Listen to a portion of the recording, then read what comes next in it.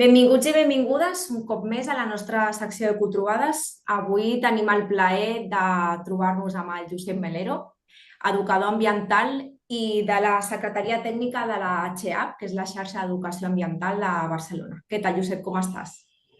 Molt bé, què tal, Raquel? Molt bé, aquí, per fer-te unes preguntetes i conèixer una mica la teva trajectòria.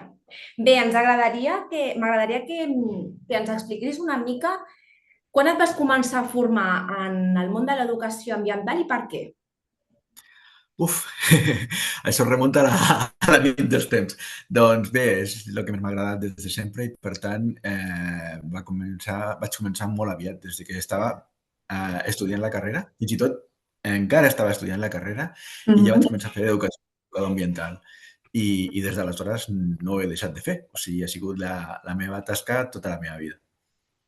O sigui que imagino que vas fer la carrera, però a mesura que han anat passant els anys, t'has anat com reciclant, per dir-ho d'alguna manera, no? Home, el reciclatge és I continu, no pares. exacte, Vull dir, exacte. sí, sí. Les temàtiques ambientals són tan àmplies que has d'estar totalment sempre a la última perquè has d'entendre de residus, d'energia, de medi natural, de tot. I aleshores et poden sortir amb les preguntes més insospitades en una Sí, visita clar. d'educació. De tot el que has estudiat, conegut al llarg dels anys, del que fas, de tota la teva trajectòria, què és el que més t'agrada fer? Amb què és el que més gaudeixes?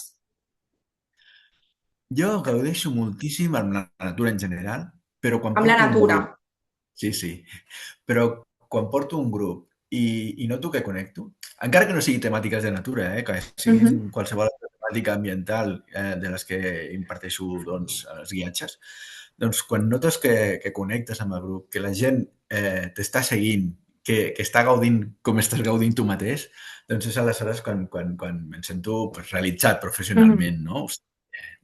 Això és És molt aquesta... satisfactori. El feedback que hi hagi, no? Amb la gent, amb el grup. Sí, sí, sí, sí, sí, sí, sí. Totalment, totalment. Bueno, suposo que és perquè també sents que el que estàs transmetent i dient i explicant, doncs a la gent li interessa i està gaudint i això també fa que tu també gaudeixis. Sí, sí, sí, sí, és un xoque d'endorfines. Exacte, exacte.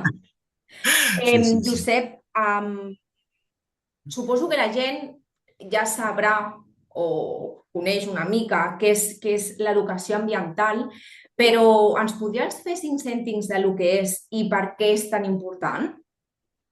Sí, no sé si està tan clar què és l'educació ambiental, perquè l'educació Per ambiental això volia que ens expliquessis una miqueta. sí, doncs l'educació ambiental consisteix en que la gent sigui conscient del que té al voltant, perquè, clar, no és tan fàcil, no?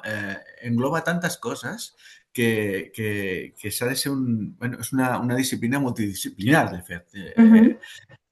Inclou des de, com ho deia abans, residus, aigües, energia, medi natural, ho inclou tot. Aleshores, en general, la nostra cultura, doncs, en temàtiques ambientals, és una mica analfabeta, sense que ningú s'ofengui, Aleshores, desconeixem moltes coses del que ens envolta.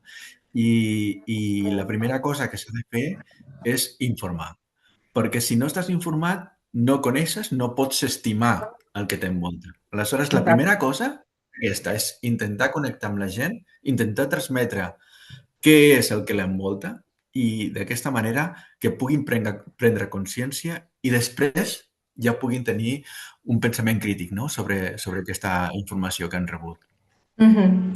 Bueno, i jo volia comentar que a part de tot el que ens has dit, doncs sí que animo a la gent a que s'apuntin a les sortides que fem des de la XEAP, que les fan diversos equipaments ambientals.